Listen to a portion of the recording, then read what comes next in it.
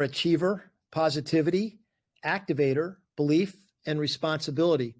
My name is Frank Kelly III. I'm CEO of Kelly Benefits. And what I appreciated most about the Clifton Strengths Finder assessment is just how accurate it was in mirroring back to me who God created me to be. And I like the concept of God-given talents and strengths. And this tool helped me better understand the gifts and strengths God's given me. And I hope to use them in a way to honor Him and help others. I'm Darren Verisami. I'm Brandon Miller.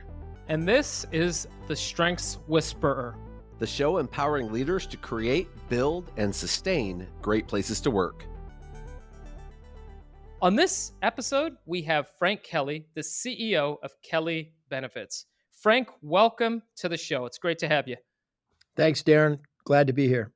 Absolutely. So you recently had the chance to take the Clifton Strengths Finder assessment. Was there anything in there that kind of surprised you, jumped out at you, anything along those lines that kind of stood out when you had a chance to take it and see your results? I was fascinated that it didn't take a lot of time to take the survey or the Strengths Finder tool, but I was very impressed with the top 5 themes that came out. I felt like it kind of nailed me. And I was kind of wondering how you all gathered so much information about me in such a short period of time. So I affirm the accuracy of the tool.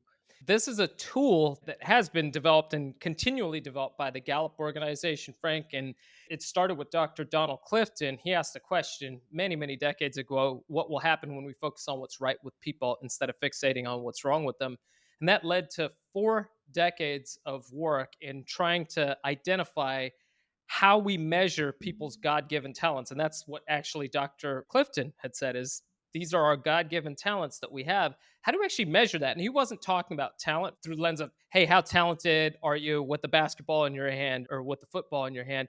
He was actually talking about talent through the lens of our natural patterns of thought, feeling, and behavior that can be productively applied. And that's what's fascinating about this is it's just measuring the presence of talent.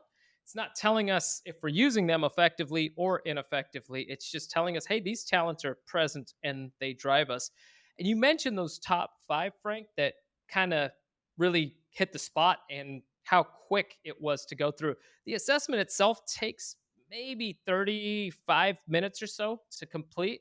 Was there any one of those top 5 that really stood out to you more than others, or 2 of them, or any of them that really jumped out that struck a nerve to the core that made you just wonder, how do they know all this about me? On the achiever side, I felt was really accurate in reference to some of my natural strengths and inclinations that I don't even know that I'm doing, that are just kind of internal. They just come out. And the same with positivity and the way I like to connect and build relationships. So I thought all 5 of the themes captured things that I could go, that's me. That is who I am. That's what flows out of me naturally when I'm at my best. Absolutely. And you talked about that achiever strength. And what's fascinating, achiever is the most frequently recurring Clifton strength in the number 1 position. So it's really interesting in your top 5. You have achiever, belief is number 4, and responsibility is number 5. Those are all, Frank, what are called executing strengths. So out of the 34 Clifton strengths results that are there, we all have them in a ranked order from 1 through 34. But the likelihood of somebody having their top 10 in the same order as us is about 1 in 6 billion. But out of these 34 strengths that are there, they're broken down into these 4 domains that really guide how they show up. And those 3 that I mentioned, achiever, belief, and responsibility, are actually what are called executing strengths. They love the process of seeing the blueprint and getting it done. Let's get it built. Let's get to the finish line. Let's get it completed, and wanting to actually lead by example many times. Those 3 in particular kind of align towards that. And we'll get a little deeper into those 3. Does that resonate for you, Frank, in terms of how you've led and how you've grown Kelly Benefits? Yeah, it definitely does. I'm in a CEO role here. I've been from a president CEO role since the early 90s to a CEO role since the mid 2000s. And there's no question I see what needs to be done. And I'm very driven to get there and motivate others in the team to get there together. But yes, I believe in execution and I'm passionate about getting things done with excellence. So those would add up for sure. And, I even flash back to being a young boy at, seeing some of those strengths in my disposition from a younger age. It's not something that I had to like create in myself. They were kind of there and came out over time.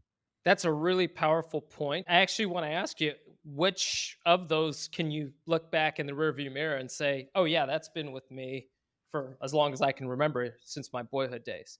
No one likes to be put in a box. So when I look at those 5 and I looked at the other 34, by the way, and I highlighted some down the list that I felt were very much me that didn't get to the top of the list. Full disclosure, when I do assessments, I'm like, I don't want to do this. So I go through it quick. But I was, again, fascinated with the accuracy. But I go back even to elementary school, just some of my natural inclinations to lead, to organize, to connect people, to accomplish tasks. And my mom jokes, I guess I was like 6th grade, we were doing a Christmas related assembly line, building something from scratch. And there were 10 people on an assembly line. And I was the third part of the assembly line, gluing like eyes on a snowman. Okay. And then it went to the end, and one person at the end was in charge. But over time, even though I was in the assembly line, I wasn't bossy, but I was able to get to a place of helping us do the assembly line better. And the teacher said, to my mom during an evaluation that it drove me crazy to be, just putting eyes on the snowman when I could see the big picture and I knew how to get there. That's just one little goofy example of how I saw it early. That's a really great example of how those ones came alive to keep people going. Belief and responsibility as a combination of strengths. Belief is very driven through the lens of it's going to execute upon what it has a strong belief in. So those beliefs guide us towards what we will execute on and what we won't execute on. So from a missional standpoint, we become very aligned on that. So we'll find very strong core values for those with belief and responsibility when they're put together. And there's this high level of psychological ownership that comes with responsibility. Now, what's so interesting about your childhood story is the fact that when we think of strengths, the common question that comes up is it a matter of nature or is it a matter of nurture? And the answer is both, because there's some of these that we're going to look at and we're going to say, that was with me as far as I can remember. There's going to be others we're going to look back. We could say, in my teenage years, that wasn't me. In my 20s or 30s, maybe I had some experiences in my nurture that had this develop. And we see that.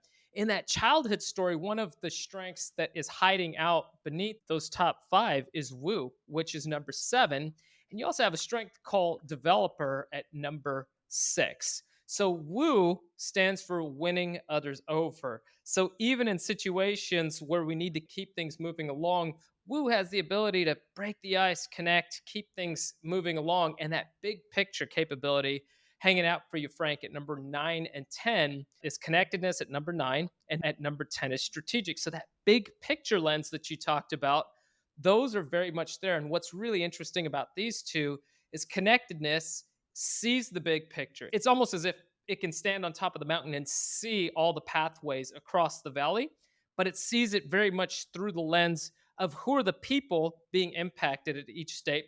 Strategic can do that, and it sees it very much through the tactical. What do we need to see? What are the risks? What are the ways around this to get it going? So it can see that big picture and put yourself back into the role of that responsibility of what you needed to do to take care of moving this train forward.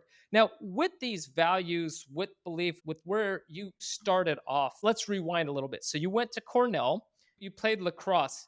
That has been pretty formative in your experience and your rise within the business, even in your leadership style as you've evolved into the CEO role. Can you tell us a little bit about your lacrosse experience, what that actually means? And you can even take us back to Okinawa if you'd like, because I know you had a really profound experience in Okinawa that is now guiding your life.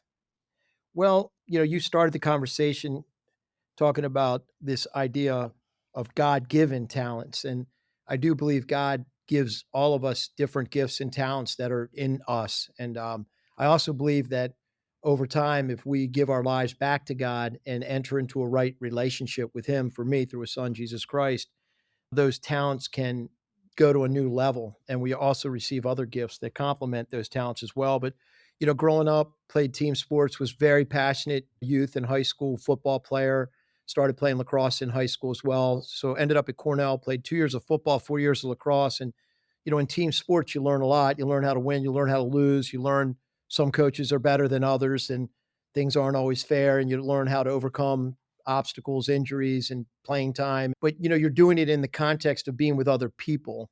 And over time, I always emerged somehow as a captain. I was a captain of my high school football and lacrosse team. I ended up as a captain of the Cornell lacrosse team, which was a great honor. But for me, sports went from being a game to like a god, little g god, like an idol, which like a strength overplayed can become a weakness, if you will. And so I was seeing that in my own life. And until my sophomore year, I resurrendered my life to God and gave up, say, hey, if I never play these sports again, football, lacrosse, I need you in my life. And that began a whole new concept of relationship with God and a whole new awareness of things that God wanted to do in and through me, not just me doing things myself. So I did end up after graduating from Cornell exploring vocational mission work and spent a summer in Japan, partially in Okinawa. And it was there I felt God clearly called me to some things. I thought they were 1 year assignments, but I've been living many of those little assignments out over the last 35 years. And one of the words that came was business, one was schools, one was lacrosse, which I thought was over at the time, and one had to do with friends. And he's allowed different things to flesh out in my life in all four of those arenas, including our family business, which my parents started in the basement, 45 years ago. And when I came in, there were a handful of people, my mom and dad and some others, and I didn't really want to come into this business situation. It was my mom and a couple of my friends' moms working 9 to 3, but I felt kind of called that what I thought was a 1 year assignment. But over time, my gifts kind of emerged, and all of a sudden, one of my things I can't quite explain, I can come into a situation and very quickly see what needs to be done to make the thing better, which can be great, but it can also drive you crazy if you're not in a position of authority or leadership. So over time, again, I kind of emerged into a leadership role, but I love to do things. I love the word connected, and I like winning others over. I want to do it in partnership with people and help people maximize their strengths and help them maximize their God-given strengths. So I want to maximize mine and help others do the same. And in your company, if I'm not mistaken, it started, like you said, with mom and dad in the basement. Started, you first got into it, had 12 employees, and you're past 500 employees right now. And you've gotten to ride through that process. Before we dive deeper into the cultural elements, you said something that I really want to make sure listeners capture. Strengths overplayed can become a weakness. How has that shown up in areas of life? And then how do you come up with the balance of how to play those strengths and how to manage around the elements or even come aware of when we might be overplaying a strength? I work with 3 brothers now, so I have 3 younger brothers who all came in over time as well, and so imagine that, because even though you grew up in the same family with the same parents, we all have different gifts and different strengths. So we spend a lot of time trying to work around our strengths and maybe avoid our weaknesses, but maybe get better in our areas of weakness. But a strength overplayed for me. I look at like the issue of connectedness. And achieving. I'm an achiever. I see a goal. I see what needs to be done. I want to do it by building connections with our people, empowering our people. Times that can lead to people pleasing. All of a sudden, maybe I'm not making decisions that need to be made because I'm worried about pleasing. Other times, I might go into achiever mode and the task becomes more important than the person. So I would say I'm probably a 60-40 task to people. Under pressure, I go task, I go achieve. Never at the full extent of discarding people. But yeah, those are just a couple. I don't know if they're great examples, Darren, but those are the ones that just came to my mind real quick. Those are excellent examples, Frank, because when we're actually looking at taking a strengths based approach, a lot of times people hear, hey, we have to play to our strengths, and it can be received as if, well, I'm going to pretend like I don't have weaknesses or I'm going to ignore my weaknesses. And that actually couldn't be further from the truth. It's actually moving from a function of knowing your strengths into the self awareness of how do these talents help And then how can they get in the way? Because to your point, achievers are a common one. Many of us have them. I have it in my top 5 as well. And I have definitely gotten into the place of where you just look at that task list, you're driven by that. And sometimes you gravitate towards that, but it's missing out on the people connection. And yeah, we're getting the task done, but we're losing the buy in that could be costly later on. So it's this delicate balance of going through. And the Clifton Strengths Finder, when we take the assessment, it's exactly what it talks about. These can be your greatest assets, and your top strengths can also be your greatest liabilities. What you just said, especially in the context of with your brothers, that's so important. It's not just the deepening the self awareness to grow stronger as a leader, it's growing the team awareness. How am I going to work with my brothers? What are their strengths? What are the ways that we're going to work well together? What are the watchouts that we have? And then how do I grow an organization like that? And if I'm not mistaken, from your lens, you are in the people development business that just happens to be a benefits company. Is that fair to say?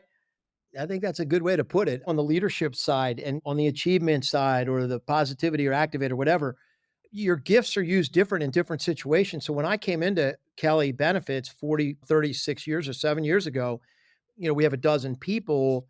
I'm a sales guy. I get into a little bit of a management role. Next thing you know, we have 20 people and I'm running a group of 20 people.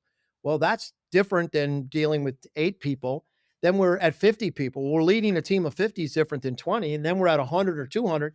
Now, all of a sudden, I got to lead through others, not just do it myself. And then you get to 400 or 500 in different entities. Like I have to continually refine the strengths God's given me to be more effective. I can't lead a company with 500 people the same way I help lead a company with 50.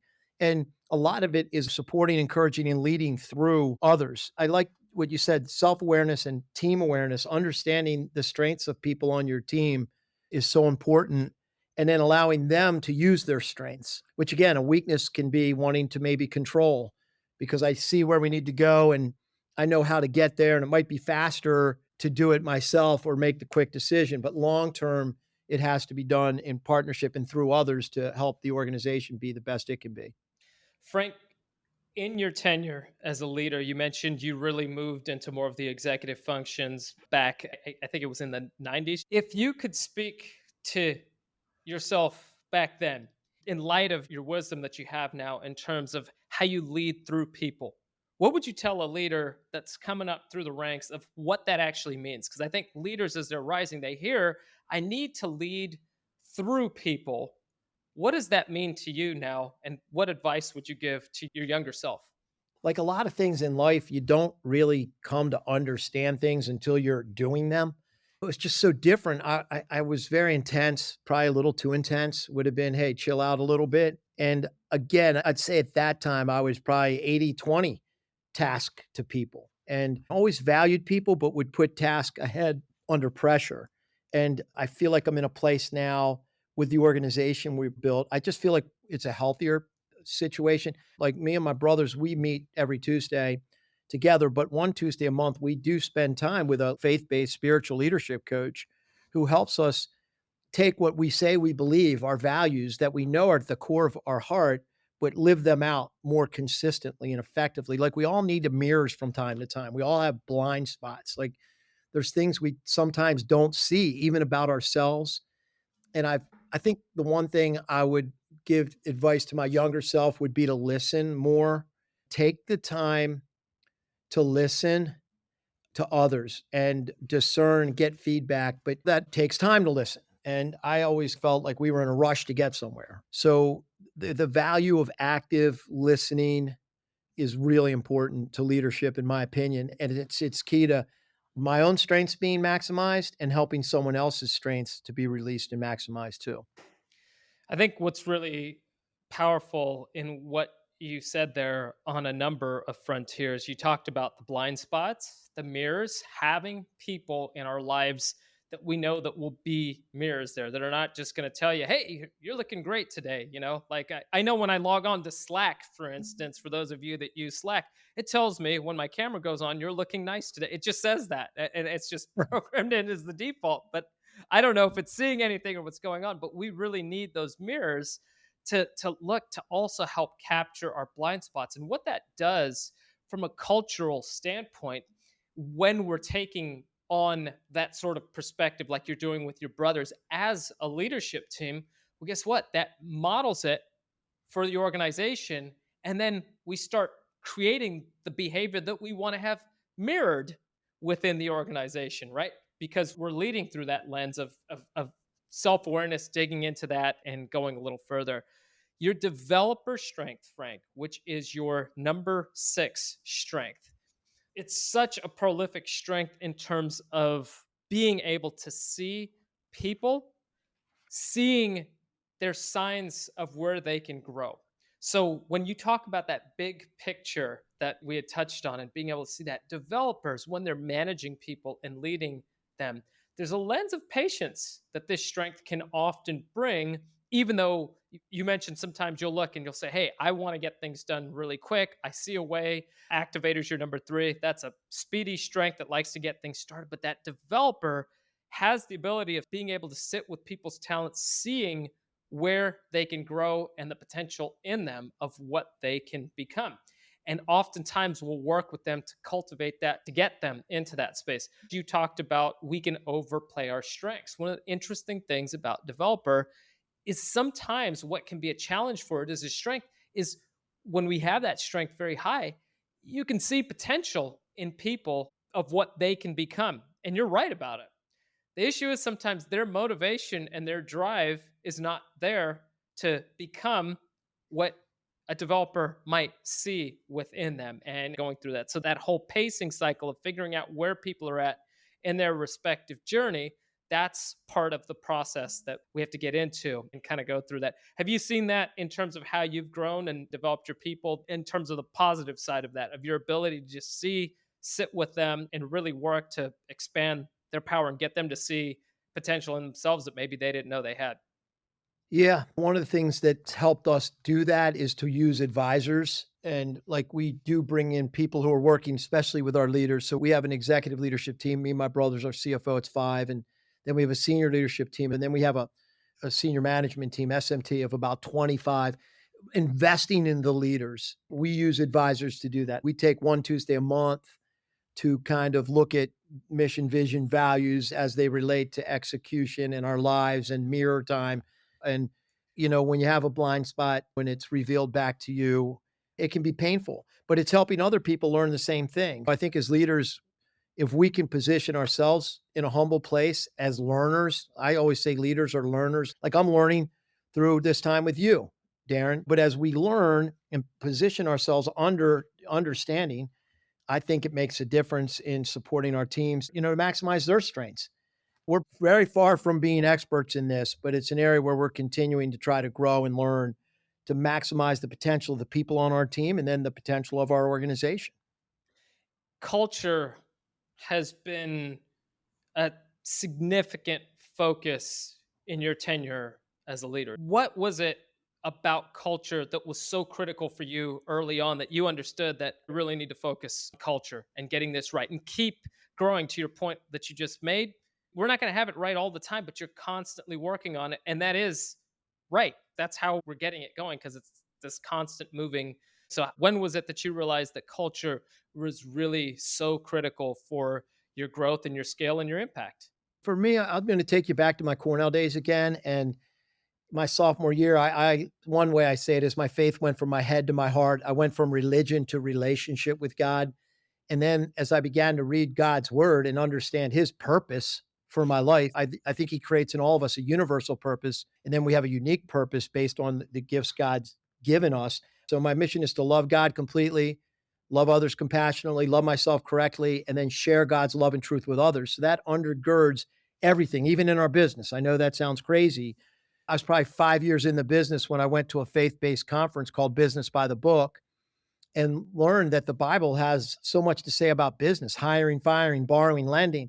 Came away from that conference challenged that we needed to have a written mission statement. And once I kind of helped write that, and then me and my brothers went away and refined it with my parents, I think it starts with a clear purpose or mission. So we always go back to that. And for us, we're an organization committed to the pursuit of excellence in an effort to bring honor and glory to God. And we do it by these 3 things. And then we have the values I referenced. And then we put a little more meat on the bone by coming up with about 20 action statements that apply to those values. So they're really simple, something as simple as we tell the truth, or we admit when we make mistakes.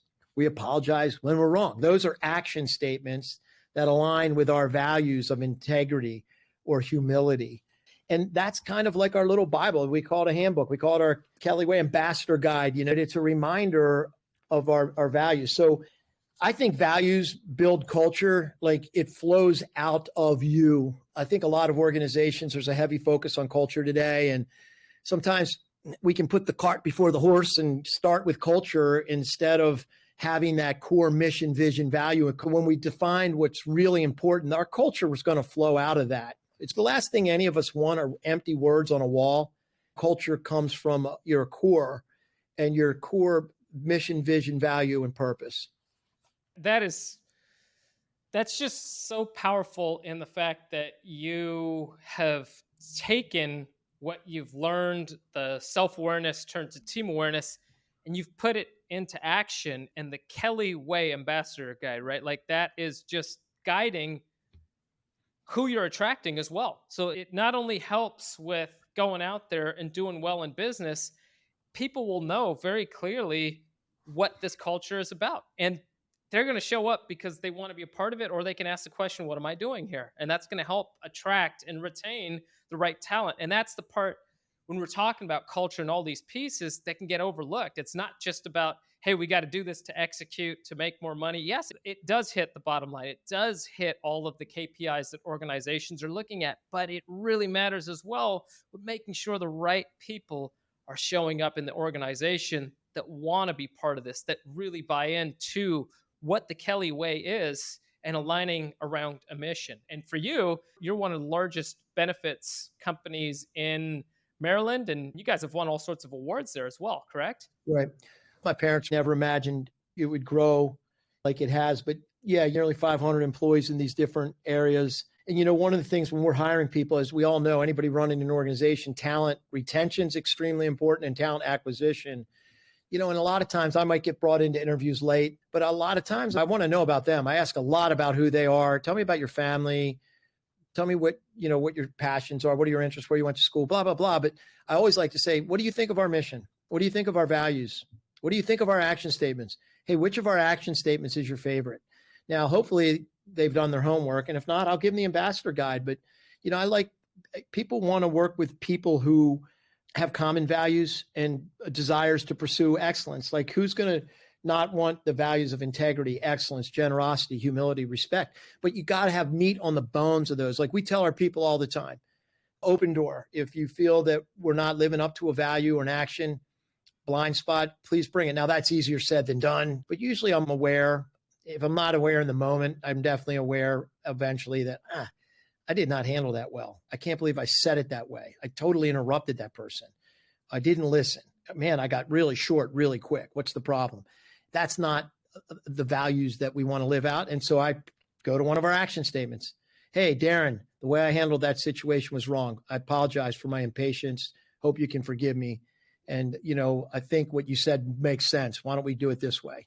And that models exactly what we hope to see in the culture when our senior leadership, when our CEO is coming forth and living in those values, modeling, it shows up. But to your point, we've got to have those mirror checks. So having that one Tuesday per month, it's going to show up and we're going to learn and we're going to grow, right? So it's not a function of it's a failure, we've messed up. It's an attempt in learning and we're going to grow from that, right? And being in the growth zone is not always comfortable, but being in the comfort zone is not going to get you anywhere. It doesn't do that. And I know for you, part of your motivation is continual growth on yourself, in the relationships that you have, and in these 4 key pillars that you have in life.